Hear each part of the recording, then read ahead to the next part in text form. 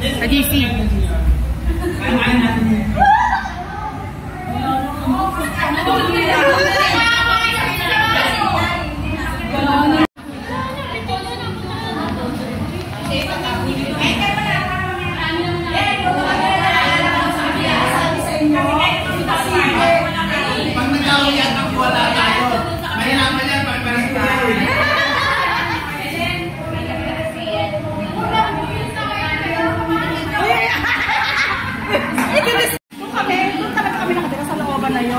Tapos nakakuha kami ng bahay sa may Corba.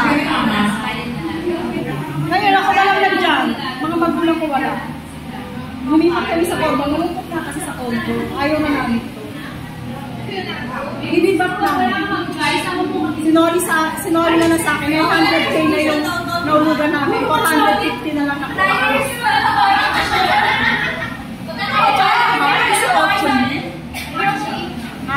Monthly 18. Hindi pa. Give up namin. Give up ko kasi pinili ko pag-aaral ng mga bata. Kaya tuition na lang namin.